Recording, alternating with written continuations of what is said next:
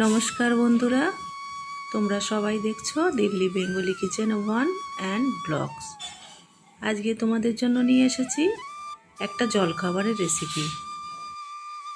জলখাবারটা বানাতে লাগবে আটা আর ময়দা। আমি হাফ বাটি নিয়ে নিয়েছি ময়দা আর হাফ বাটি নিয়ে নেব আটা।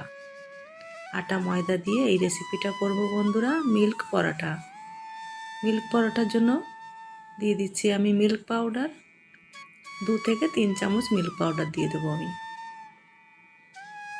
এবার আমি সবটা ভালো করে মিশিয়ে নেব।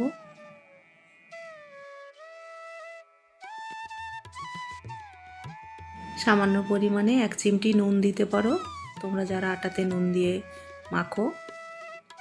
এবার অল্প জল দিয়ে আমি আটাটাকে ভালো করে মেখে নেব।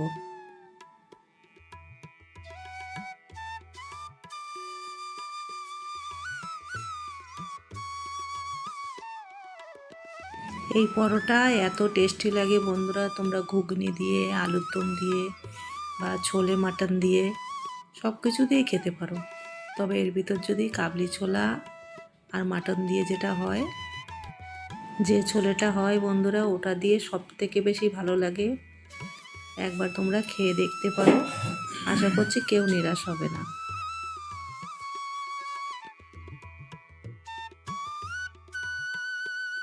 আটাটা আমি ভালো করে মেখে নিয়েছি, আর একটু চেপে চেপে মেখে নেবো। আমি 5 মিনিটের জন্য একটু রেস্টে রেখে দিয়েছিলাম। আটাটা একদম সফট হয়ে গেছে বন্ধুরা। এই পরোটা কিন্তু তোমরা শুধুও খেতে পারো, চায়ের সঙ্গেও খেতে পারো, আলু ভাজার সঙ্গে খেতে পারো, সব কিছুর সঙ্গে খেতে পারো।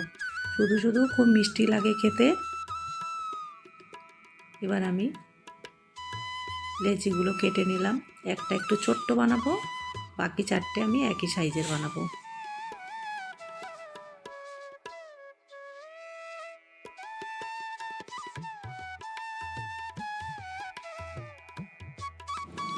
পরোটাটা যদি না ফুললেই আমি বলবো সব থেকে ভালো হয়। পরোটাটা সারা দিন রেখে দেবে, একদম সফট থাকবে, আর এই দুধ দেওয়ার জন্য এর স্বাদই হবে অন্যরকম।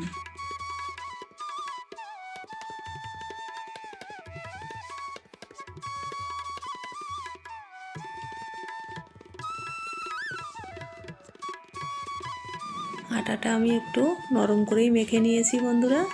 তোমাদের যেরকম বেলতে সুবিধা হয় তোমরা সেরকম করে মেখে নিও।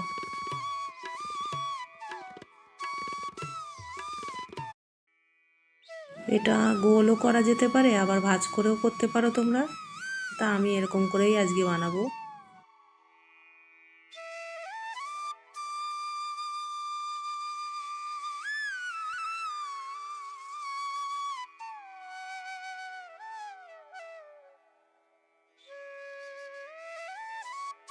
খুবই টেস্টি লাগে বন্ধুরা, খেলেই বুঝতে পারবে তোমরা। আশা করছি ছোট বড় সবারই খুব ভালো লাগে। এত সফট হয় পরোটাটা, না ফুললেই মনে হয় ভালো লাগে, কিন্তু এতে ফুললে পরে একটু দেখতে ভালো লাগে।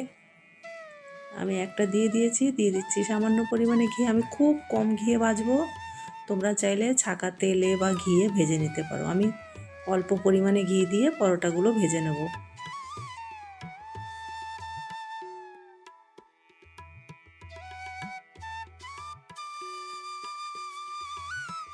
আমার সকল বন্ধুদের কাছে অনুরোধ রইল একটা লাইক দিয়ে পুরো রেসিপিটা দেখে নেবার।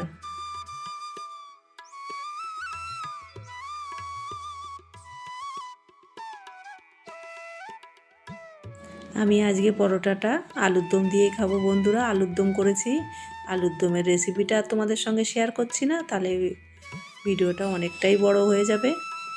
আলুর দম তো তোমরা সবাই করতে পারো। আমি নিরামিষ আলুর দম করেছি।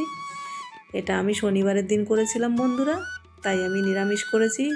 তোমরা অন্য দিন করলে বা নিরামিষের দিনেও করতে পারো, বা তোমরা পেঁয়াজ রসুন দিয়েও রান্না করে নিতে পারো। যে সকল নতুন বন্ধুরা প্রথমবার আমার চ্যানেলে এসেছো বন্ধুরা, তোমাদের অসংখ্য ধন্যবাদ। আমার এই ছোট্ট চ্যানেলটি তোমরা সাবস্ক্রাইব করে নিও, বেলটা প্রেস করে অলে করে রেখো, যাতে আমার নতুন রেসিপিগুলো সবার আগে তোমরা দেখতে পাও। খুবই অল্প পরিমাণে ঘি দিয়ে আমি পরোটাগুলো ভাজছি। এক ফোঁটাই দিচ্ছি বন্ধুরা ঘি। আর এই পরোটাগুলো কড়া করে ভাজলেও খুব সুন্দর লাগে খেতে।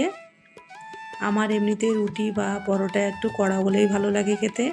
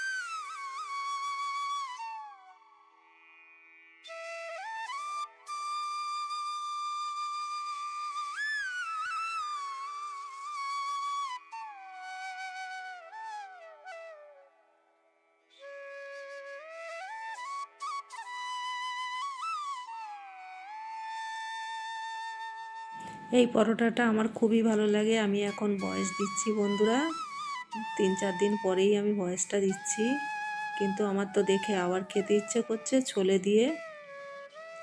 এবার ছোলে দিয়ে এই পরোটাটা বানাবো বন্ধুরা।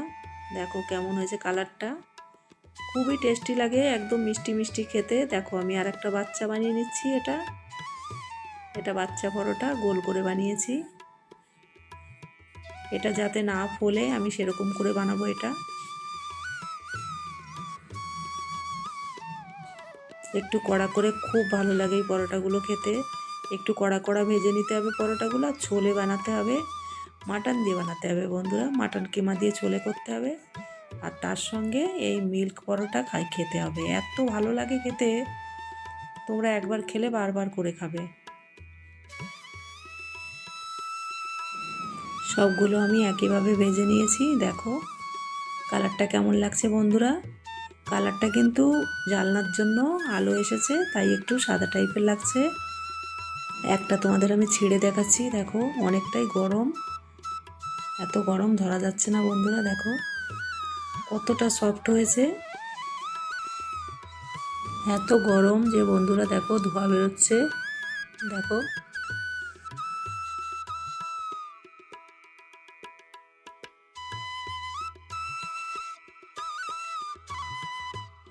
দেখো বন্ধুরা কেমন লাগছে দেখতে। দেখো পরোটা এত সফট আর এত শাইনিং, শুধু মিল্ক পাউডারের জন্য বন্ধুরা।